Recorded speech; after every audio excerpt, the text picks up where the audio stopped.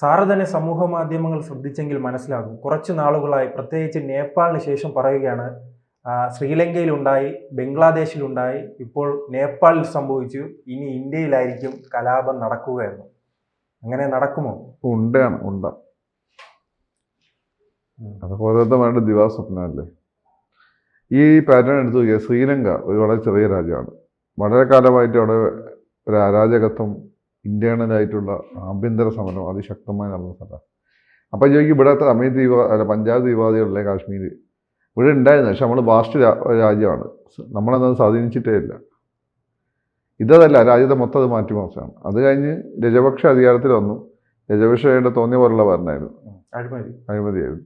He was actually playing for China. രാജ്യത്തിൻ്റെ തുറമുഖങ്ങളൊക്കെ ചൈനയ്ക്ക് എഴുതി കൊടുത്തു. ഇന്ത്യ വിരുദ്ധനായിരുന്നു. അവർക്കെതിരെ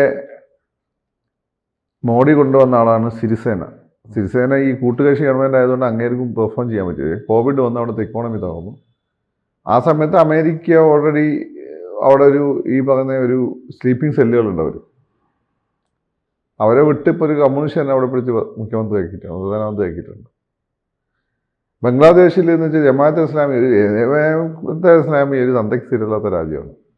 അന്ന് ആളുകളെ രാജ്യമാക്കി കൊടുത്ത് അവന്മാരൊക്കെ വീട്ടിൽ കയറി പാകിസ്ഥാൻ പട്ടാളം റേപ്പ് ചെയ്യുക, ആണുങ്ങളെ കൊന്നൊടുക്കുകയും ചെയ്യുന്നു, സ്ത്രീകളെ സെക്സ് ലൈവ് ആക്കുക.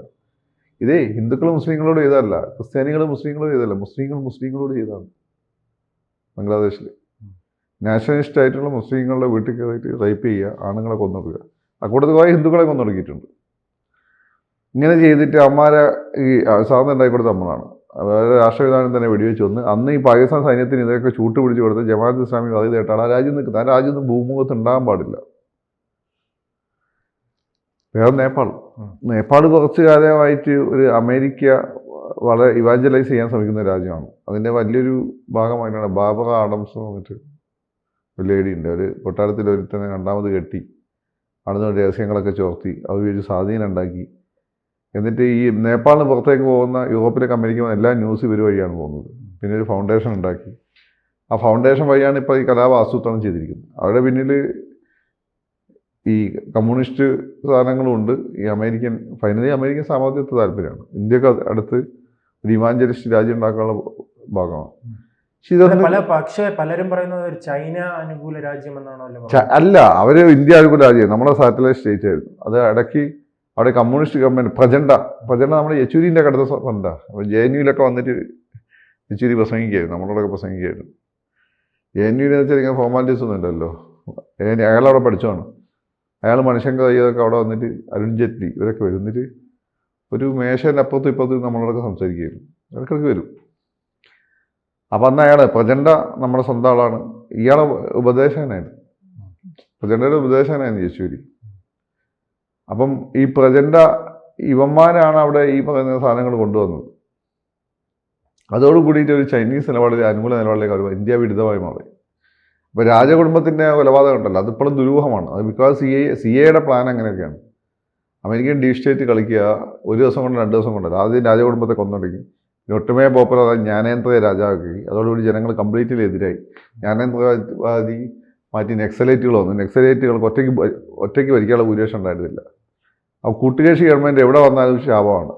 അപ്പോൾ നെപ്പോട്ടിസം എല്ലാ സ്ഥലത്തും എല്ലാ സമയത്തും ഇല്ല. നെപ്പോട്ടിസം കൊണ്ട് ആരും രക്ഷപ്പെടാവും അപൂർവമായിട്ടാണ്. അല്ലെങ്കിൽ നെപ്പോട്ടിസം ചെയ്യാത്ത ആരാളുള്ളത്? ഒന്നെങ്കിൽ എല്ലാവരും നെപ്പോട്ടിസം ചെയ്യുന്നുണ്ട്, അല്ലെ ആരും ചെയ്യുന്നില്ല. ഇപ്പം ഈ ചാർജൊക്കെ പറഞ്ഞാൽ ജനം തെരുവിലിറങ്ങിയാൽ അവരെ ഇറക്കിയതാണ്. പിന്നെ ഇതൊരു പുതിയ കാര്യമൊന്നുമല്ല. ജെൻസി റവല്യൂഷൻ എല്ലാ കാലത്തും ഉണ്ടായത് ഒരു കലാപം നടക്കുമ്പോൾ പിള്ളേരാണ് എന്നെ മുന്നിൽ വയ്ക്കുക. ഇപ്പോഴത്തെ ആ പിള്ളേർ ഇന്ത്യയിൽ ഇറങ്ങുമെന്നാണ് ചിലരുടെ സ്വപ്നം. നടന്നത് തന്നെ. കാരണം ഇന്ത്യയിലെ പട്ടാളം അത്രയും സ്ട്രോങ് ആണ്. RSS strong. ഇവിടെ കേരളത്തിലൊന്നും RSS വിചാരിച്ചാൽ അങ്ങനെ നടക്കില്ല എന്നേ ഉള്ളൂ. ഉത്തരേന്ത്യയിലൊക്കെ RSS വിചാരിക്കുന്നതിന് അപ്പോൾ ഒരു കാര്യം നടക്കില്ല. പിന്നെ ഇന്ത്യയിലെ ആളുകൾക്കല്ലാതെ തന്നെ ഇന്ത്യക്കാരെന്നുള്ള മലയാളിക്ക് തമിഴിന് ചോദിച്ചാൽ ആ ഒരു വികാരം വളരെ സ്ട്രോങ് ആണ്. മലയാളിക്കും ഉണ്ട്, കാണിക്കുന്നില്ല എന്നേ ഉള്ളൂ.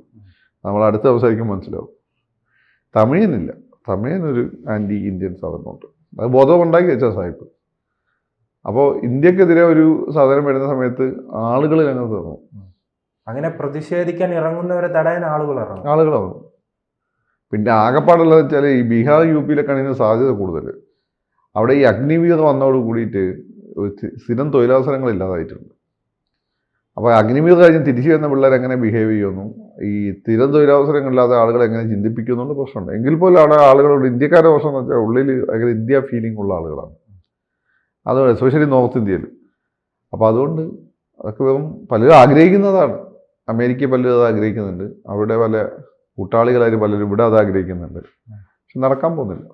കോൺഗ്രസിന്റെ പ്രാദേശിക നേതാക്കൾ ഉൾപ്പെടെ ഇതിന് അനുകൂലമായി പ്രതികരിക്കുന്നുണ്ട്. ആ മണ്ടന്മാരായതുകൊണ്ടല്ലേ. അവന്മാർക്ക് ചുമരുണ്ടെങ്കിൽ ചിത്രം എഴുതാൻ പറ്റുന്ന അവന്മാർക്ക് അറിയില്ല. അങ്ങനെ അവന്മാർക്ക് അറിയാമായിരുന്ന ഒരു കോൺഗ്രസിനെ ഗ്രൂപ്പ് കളിച്ച് നശിപ്പിക്കില്ലായിരുന്നല്ലോ. അപ്പോൾ അത് കേരളത്തിൽ അധികാരം കിട്ടാതെ ഭ്രാന്തരത്ത് നടക്കുകയല്ലേ. ഗ്രൂപ്പ് കളിച്ച് അവന്മാർ തന്നെയല്ലേ ഒടിച്ച് കൊടുത്തത്. ജനങ്ങളെന്തുകൊണ്ടാണ്, ജനങ്ങൾക്ക് പിണറായിയോടുള്ള താല്പര്യം അല്ലെങ്കിൽ CPM-നോടുള്ള താല്പര്യം എന്നതിനുപരിയായിട്ട് ഇവിടെ ഒരു ഓൾട്ടർനേറ്റീവ് ഇല്ലാത്തതാണ് പ്രശ്നം. BJP ഒരു ഓൾട്ടർനേറ്റീവായി വന്നിട്ടില്ല. കോൺഗ്രസിനെ ഞങ്ങൾക്ക് വിശ്വസിക്കാനും പറ്റില്ല, അതല്ലേ പ്രശ്നം. അപ്പോൾ കൂട്ടത്തിൽ ഭേദം ഇടതുപക്ഷക്കാരാണ്. അതോടൊപ്പം തന്നെ മറ്റൊരു കാര്യമുണ്ടല്ലോ, ഇങ്ങനെ സമരങ്ങൾ പണ്ട് നാം കണ്ടിട്ടുണ്ട്. കർഷക സമരം കണ്ടു, അതോടൊപ്പം തന്നെ CA സമരം കണ്ടു. ആ CA സമരത്തിന്റെ ആ വീഡിയോയും ദൃശ്യങ്ങളും കാണിച്ചാണ് നിലവിൽ ഇനിയൊരു സംഭവം ഉണ്ടാകുമെന്ന് പറയുന്നത്. നടന്നു തന്നെ CA സമരത്തിന് ആരാണെന്ന് പങ്കെടുത്തതെന്ന് അറിയണമെങ്കിൽ പങ്കെടുത്ത ആളുകൾ വസ്ത്രങ്ങൾ നോക്കിയാൽ മതി. പ്രധാനമന്ത്രി മുമ്പ് വന്നിട്ടുണ്ടെന്ന് ഞാൻ കേട്ടിട്ടുണ്ട്. അതൊന്നും ശരിയല്ലേ. ആരാ മുസ്ലിങ്ങൾ വിചാരിച്ച ഇന്ത്യയിൽ എന്താ നടക്കാൻ പോകുന്നത്? പിന്നെ കേരളത്തിൽ ഈ സെക്യുലർ പാർട്ടികൾ ഏറ്റെടുത്തുകൊണ്ട് പോയ ഹിന്ദുക്കൾ അതിൻ്റെ ഭാഗമായിട്ട് രംഗത്തിറങ്ങി. അവരൊക്കെ ഒരു പോലീസ് സാക്ഷ്യം വന്നാൽ റോഡിലുണ്ടാവും നീ വിചാരിക്കുന്നുണ്ടോ? ഇവിടെ ആപ്പാടെ കുറച്ച് SDPIക്കാരുണ്ടാവും റോഡിൽ, ആരും ഉണ്ടാവില്ല. പിന്നെ രണ്ടാമത് നീ പറഞ്ഞത് എന്താ? അതോടൊപ്പം തന്നെ ഈ കർഷക സമരം ഇന്ത്യയിൽ കർഷകർക്ക് ഏറ്റവും ഗുണം കിട്ടുന്ന നിയമനിർമ്മാണമായിരുന്നത്. ഇപ്പം നീ എന്നെ ഇടതുപക്ഷക്കാരോട് ചോദിച്ചു, അവർ കർഷകരുടെ ഉണ്ടാക്കുന്ന ഉൽപ്പന്നത്തിൻ്റെ ശരിയായ മൂല്യം ഷെയർ അവർക്ക് കിട്ടുന്നില്ല. അത് കാരണം ഇടത്തരക്കാരൻ കൊള്ളയടിച്ചുകൊണ്ട് പോവുകയാണ്. അത് മാറ്റിക്കൊണ്ട് ഈ റിലയൻസ് പോലുള്ള വലിയ കമ്പനികളായിട്ട് കർഷകർക്ക് നേരത്തെ ഡീൽ ചെയ്യാനുള്ള സംവിധാനം കൊണ്ടുവന്നത്. അത് ഗവൺമെൻറ് മോണിറ്റർ ചെയ്താൽ നല്ല രീതിയിൽ കർഷകർക്ക് ഗുണം ചെയ്യുന്നതാണ്. അത് ജനങ്ങളിതിനെതിരെ തിരിച്ചു വിട്ടു. പഞ്ചാബിലൊക്കെ ഇഷ്ടംപോലെ പ്രവാസികളുണ്ട്, കാനഡയിലും ഇംഗ്ലണ്ടിലൊക്കെ ഉള്ള. ഈ കാനഡയിലുള്ള ആളുകൾ ബേസിക്കലി ആൻറ്റി ഇന്ത്യനാണ്, സിഖുകാർ. പിന്നെ ഈ അമേരിക്കയിലൊക്കെ ഉള്ളവൻ അവിടെ നിന്നുകൊണ്ട് ഡീപ് സ്റ്റേറ്റ് അവനെ സ്വാധീനിക്കും, അവൻ്റെ കുടുംബക്കാരെയൊക്കെ ഉപയോഗിച്ച് പഠിക്കുന്നു. അതുകൊണ്ടല്ല അവിടെ സംഭവിക്കുന്നത്. പിന്നെ പഞ്ചാബ് ഒരു മാർഷൽ ട്രൈബാണ്, അവർക്ക് പുറത്തിറങ്ങാൻ ബുദ്ധിമുട്ടില്ല. ഇപ്പം കേരളത്തിൽ ഇത് സംഭവിക്കില്ല, തിരുവാതിര പ്രവാസികളുണ്ടെങ്കിലും. അത് നമ്മൾക്ക് അങ്ങനെ സമരം ചെയ്തോ യുദ്ധത്തിൽ പങ്കെടുത്തോ ശീലമല്ല. അതോടൊപ്പം തന്നെ ഈ നമ്മുടെ സമരം എങ്ങനെ അറിയോ? നമ്മളൊരു ക്യാമ്പസിൽ പോകും, എന്നിട്ട് അവിടെ മോണോപ്പൊളൈസ് ചെയ്യും. എത് രാഷ്ട്രീയ പാർട്ടിയുടെ പയ്യന്മാരുണ്ട്, അവിടുന്ന് എവിടുന്നെങ്കിലും വരുന്ന പയ്യന്മാരെ ഉപയോഗിച്ച് അവന്മാരെ കൂമ്പിനിട്ടടിക്കും. ഫൈനൽ ഇയറിൽ എത്തിയിട്ട് ഈ കൂമ്പിനിട്ടടിച്ച പയ്യന്മാരെ നമ്മൾ തന്നെ അടുപ്പിക്കും സെക്കൻഡ് ഇയറുകാരെ കൊണ്ട്. ഇതാണ് നമ്മളെ അഭിമാനം പറയുന്നില്ല. അതോടൊപ്പം തന്നെ ഇത്തരം ചർച്ചകളിൽ ഉയർന്നു വരുന്ന ഒരു പേരാണ് RSS ഉണ്ട് എന്ന് പറയുന്നത് എന്തുകൊണ്ടായിരിക്കും? എന്തില് ഈ ചർച്ചകളിൽ മുഴുവൻ പറയുന്നത് കലാപം ഉണ്ടാകില്ല, RSSന്റെ സംരക്ഷണം ഉണ്ടാകുമെന്ന്. അങ്ങനെ ഒരു വലിയ പ്രസ്ഥാനമായിട്ടുണ്ട്. RSSനുള്ള സ്വാധീനമുണ്ട്. ഈ കലാപം ഉണ്ടാവണമെങ്കിൽ ഒരു ഭാഗത്ത് RSS വിചാരിക്കണം. കാരണം അപ്പുറത്ത് പ്രകോപനം ഉണ്ടായിട്ട് ഹിന്ദുക്കൾ ഇറങ്ങുന്നൊരു സാഹചര്യം വരുമ്പോൾ RSS വേണ്ടാന്ന് നടക്കുകയില്ല ഇപ്പോഴത്തെ സാഹചര്യത്തിൽ. RSS പറഞ്ഞാൽ വേണ്ട. RSSനേക്കാൾ വലിയ ഹിന്ദു ഫോഴ്സ് ഉണ്ട്. ഈ ഒറ്റയ്ക്ക് നിൽക്കും ഓരോ മനുഷ്യനും ദുർബലനാണ്. സംഘശക്തി കിട്ടുമ്പോഴാണ് അവർ ശക്തരാവുന്നത്. ആ സംഘശക്തിയെ നിയന്ത്രിക്കുന്ന RSS ആണ് ഇന്ത്യയിൽ. കേരളത്തിലാണെങ്കിൽ CPM കൂടി ഉണ്ടാവും. അത്രയേ ഉള്ളൂ. അതുകൊണ്ട് RSS കലാപം ഉണ്ടാക്കേണ്ട ഇവിടെ ഒരു കലാപം നടക്കില്ല. നീ വല്ലവൻ കലാപത്തിനിറങ്ങിയാൽ അവൻ്റെ കാര്യം കട്ടപ്പോകായിരിക്കും. ടിയാൻമെൻ സ്ക്വയർ ആവും. ഇങ്ങനെയുള്ള പയ്യന്മാരാണ് ടിയാൻമെൻ സ്ക്വയറിൽ ഉണ്ടാക്കി. ഇന്ന് എന്ത് സംഭവിച്ചു? വല്ലതും സംഭവിച്ചു. പോയ ടാങ്കുകൾക്ക് വളമായി എന്നല്ലാതെ. ഈ പിള്ളേർ മണ്ടന്മാരാണ്, കണ്ടവന്മാർക്ക് വേണ്ടി ചുടിച്ചേർവാരുമാണ്. ഇന്ത്യയിലടക്കം പോകില്ല. പലരും അങ്ങനെ ആഗ്രഹിച്ചോട്ടെ, നടക്കില്ല. കൂടുതൽ വാർത്തകളും വിശേഷങ്ങളും നിങ്ങളിലേക്ക് എത്താൻ ABC മലയാളം സബ്സ്ക്രൈബ് ചെയ്യുക, ബെൽ ബട്ടണും അമർത്തുക.